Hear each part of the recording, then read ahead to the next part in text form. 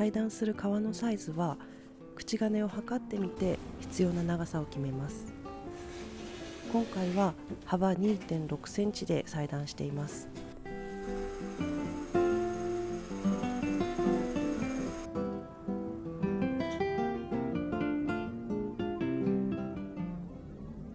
革の長さは実際の口金の長さよりも長めに裁断しておいて、真ん中のあたりに切り込みを入れておきます。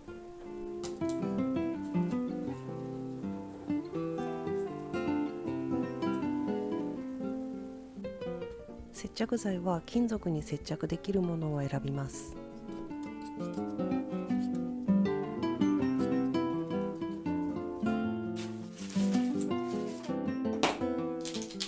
口金のひねりの部分に切り込みを合わせて貼り付けていきます。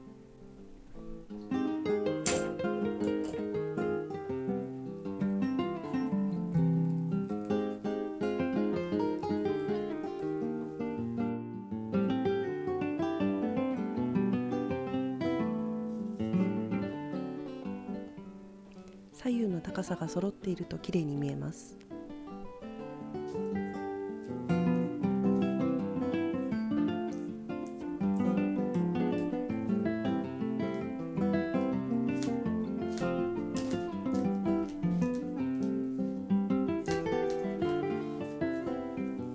角の部分はどうしてもシワが寄りやすいので、指で鳴らしながら貼り付けていきます。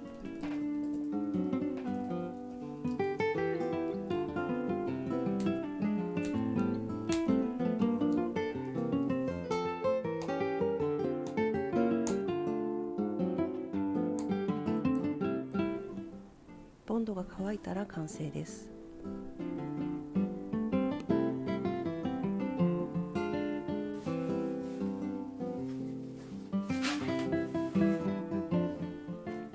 型紙を半透明の PP シートで作っておくと柄の位置が分かりやすいです。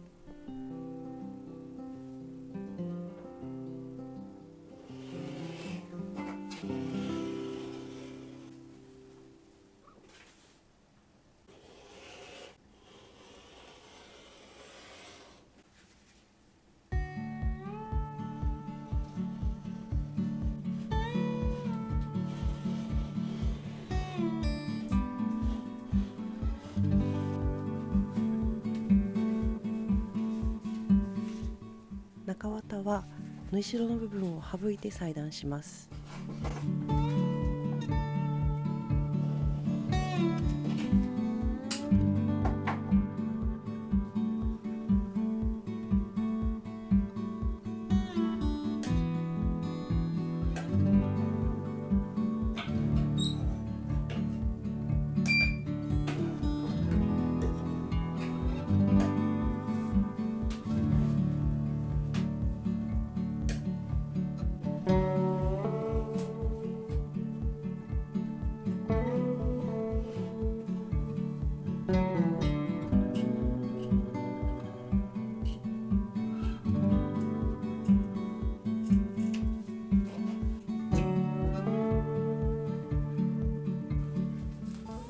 縫い代より内側に中綿を貼り付けます。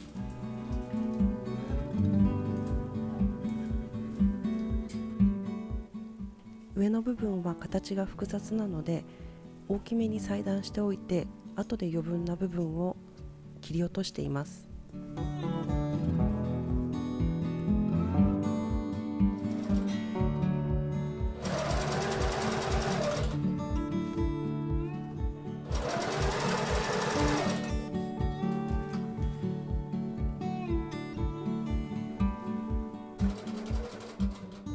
底の縫い代はコバステッチで押さえて落ち着かせています。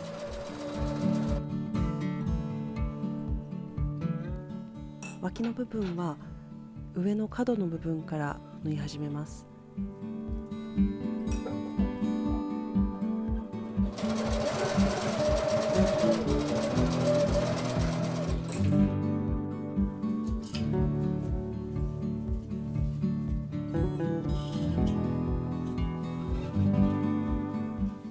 縫い代を出来上がりによって貼り付けておきます。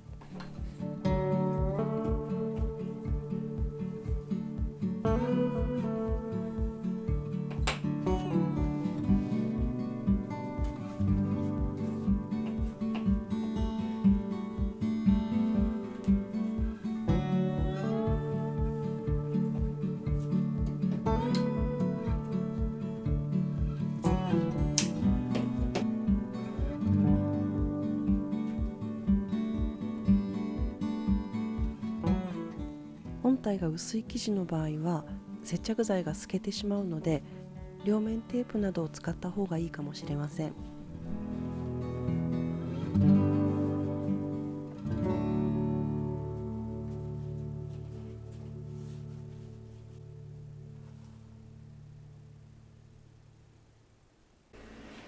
マチを縫うときは脇と底の縫い線がぴったり揃うときれいに仕上がります。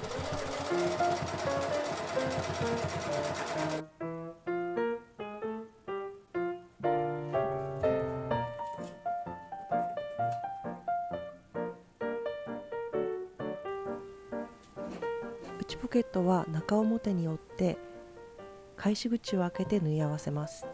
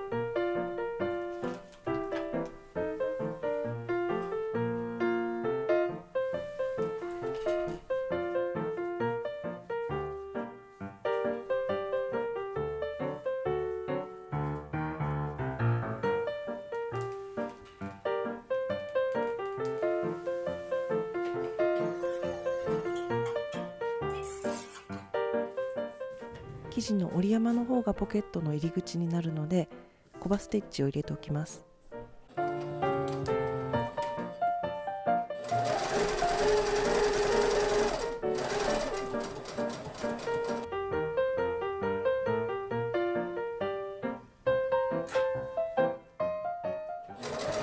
ケットを本体に縫い付けるのと同時に底の返し口を塞ぎます。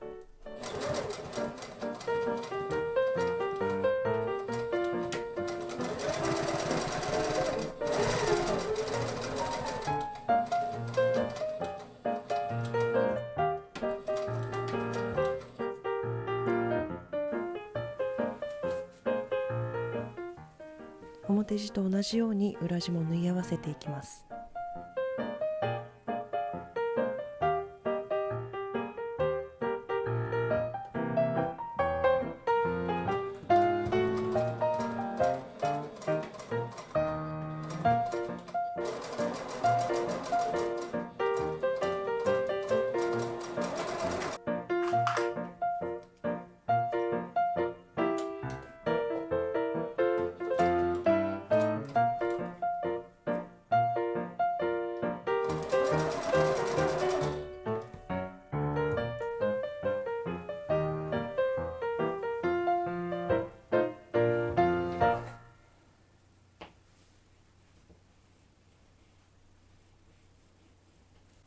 裏地の角の部分はミシンで仮止めしておきます。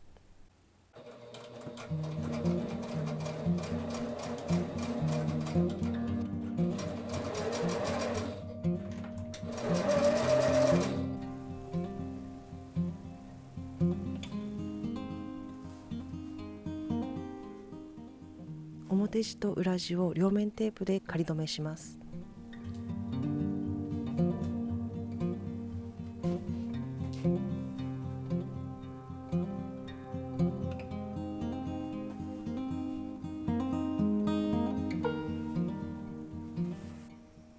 コバステッチで2枚を縫い合わせます。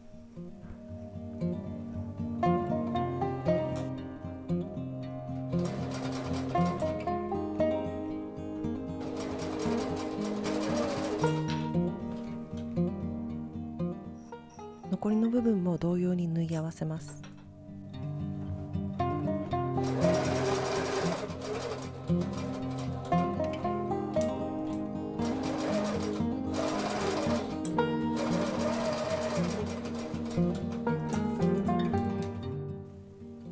口金の中心部分にマスキングテープで印をしておきます。型紙の支点の部分に浅く切り込みを入れます。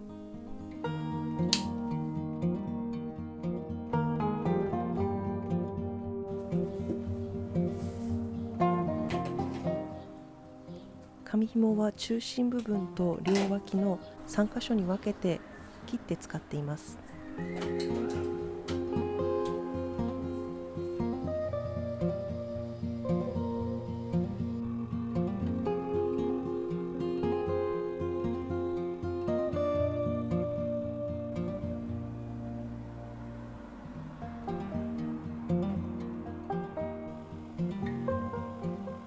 本体と口金の中心部分を合わせて生地を差し込んでいきます。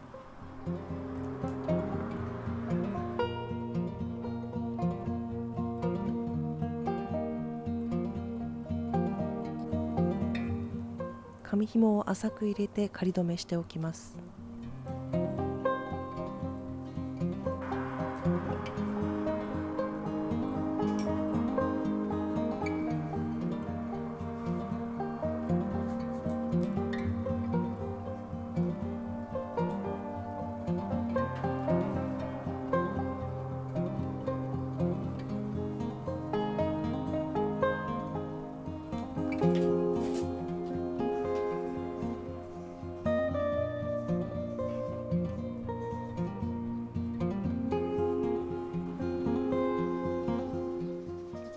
脇の部分を入れるときはリベットと縫い線の位置が揃うように気をつけます。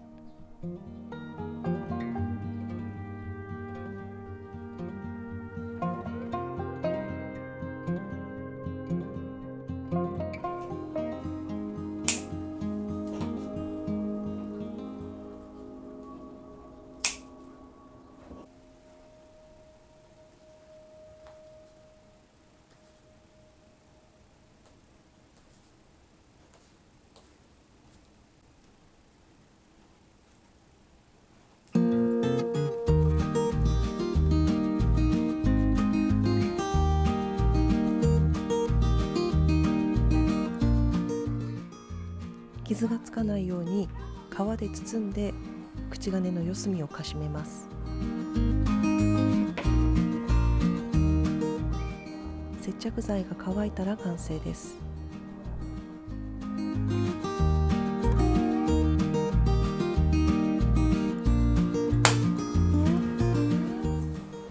お好きな生地で作ってみてください。